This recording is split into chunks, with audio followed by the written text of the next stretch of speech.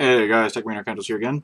Another YouTube video. Today we have a very special video. This is my first one in a long time, very long time.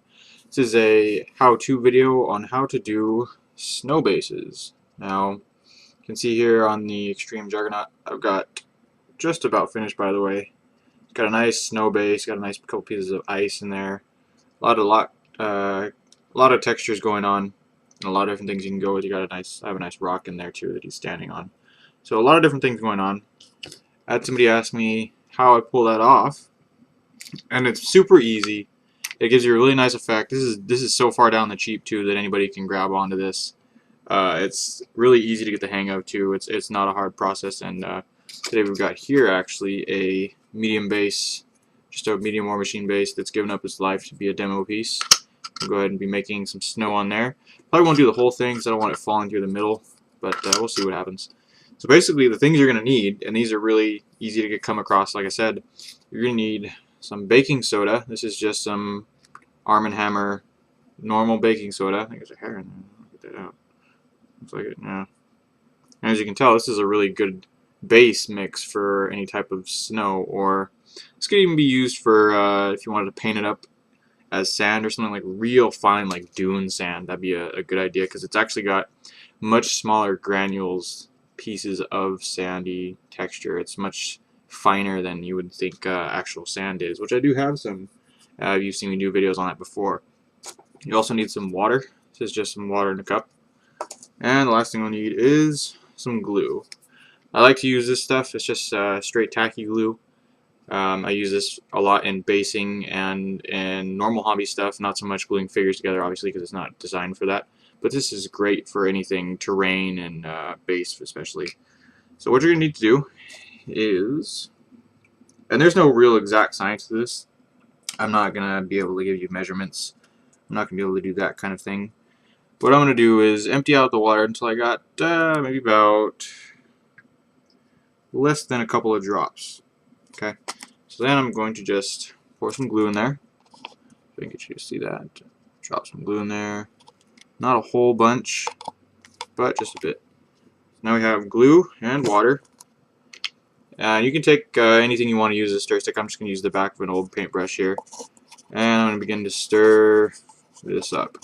Now, what this is going to give you is basically I would call it like an activating kind of agent, because you're going to mix this in with the actual baking soda itself. And that's what's going to be that holds it together, especially when it dries. You won't actually need to give it a layer of glue and water on the top after it dries, because it'll be pretty solid on its own. Now, a lot of the times I will put sealers like a dull coat or a hard coat, sometimes a flat coat, over stuff to give it a good finish. Almost always a solid gloss coat. But that, of course, helps. But like I said, with just the water and the glue as a base, you don't really need anything else to hold it together. It'll hold itself together quite well. So just make sure you get that real nicely mixed up. That's pretty good. I'm just going to take my palette here. Move that to the side, kind of. And what we're going to do is drop the water in first. I'm not sure it really matters, but I like to do the water first, the water and the glue mixture. So I'm going to pour the water and glue mixture in first. So I got that in there now. So now then, we've got that in there. Move that over just there. See if I can get you in here without mixing too much stuff up. There we go. And then start adding in pinches the baking soda.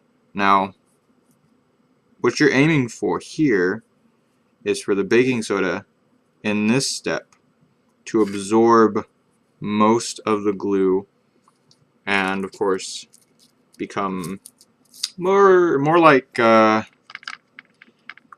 to think of a way to describe it, kind of like curdled milk. If you've ever seen that, you're looking for that form of that kind of consistency. It's going to keep really slowly adding this in.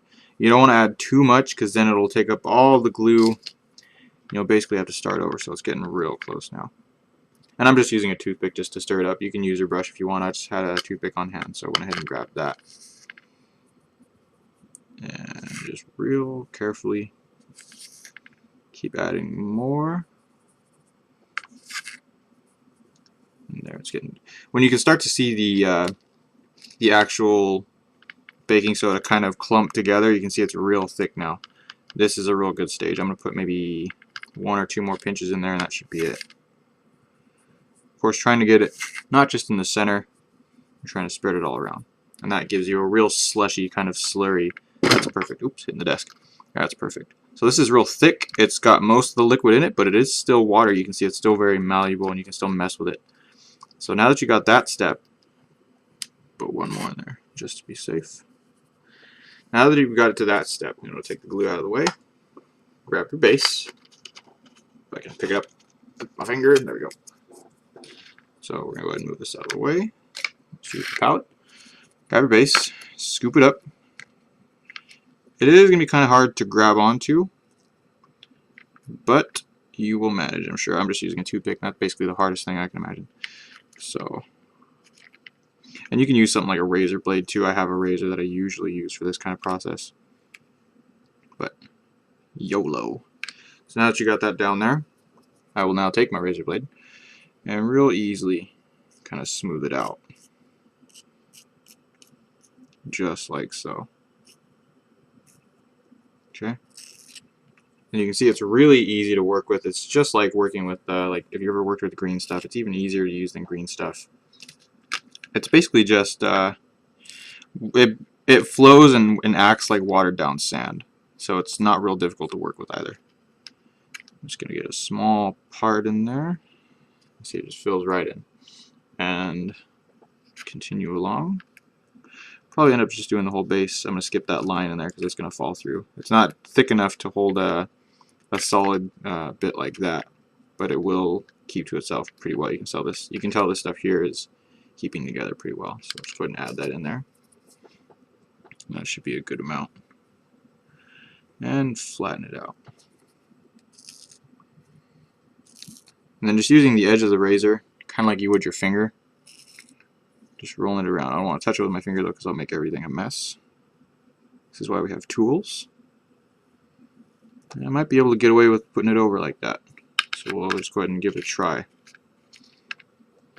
Like I said, I usually actually put green stuff in the center of my bases, like that line you see in there, just because it's easier to work around.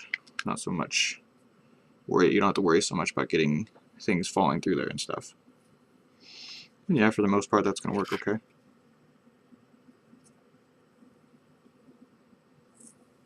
There we go.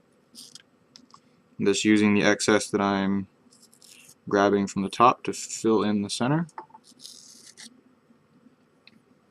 It works very much like if you ever used things like gap filler. It works a lot like that. And I can feel it coming out the bottom, but that's not too big a deal. So now you got it to this step. You got it all kind of smoothed out. You don't want it perfectly smooth though. You want to have a texture in its own. You see this kind of undulated surface, and you really want that while you're doing this. So then what I'm going to do, after you got it to this stage, put it somewhere where it's not going to get real messy. Since I got a palette, that's the perfect thing to use. Just set it down on a palette. I want to set it to where I can grab it afterwards though, so I can show you.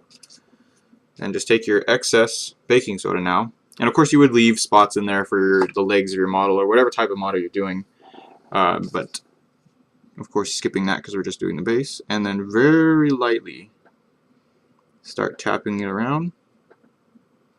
Make sure you're completely filled, just like that. At this point, if you like to save on baking soda, tip it off. Just give it a tap a couple of times. I'm going to smooth it out with my finger. And of course the top layer is now very easy to manipulate. Now be careful though, because you can see I'm on the camera. Hopefully you can see I'm leaving tiny fingerprints. You can come back in later with something like a bit of cloth or something and just smooth those areas out. But there you go. Have a look at this. Real simple, real easy, really quick. It'll dry rock solid. You don't have to worry about it chipping off. What you do need to worry about though, and I have experimented with this, of course I wouldn't be showing you this if I didn't know the ins and outs. You want to keep it away from water, any kind of liquid. It will, if you put it under hot water or something like that. Normal water, you might be able to get away with it, especially if you got a gloss coat or a dull coat, something going like that.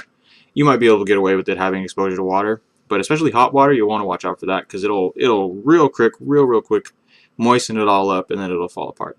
But it'll grow. It'll come together real rock solid. These bits of glass that I've got in there that I use for ice.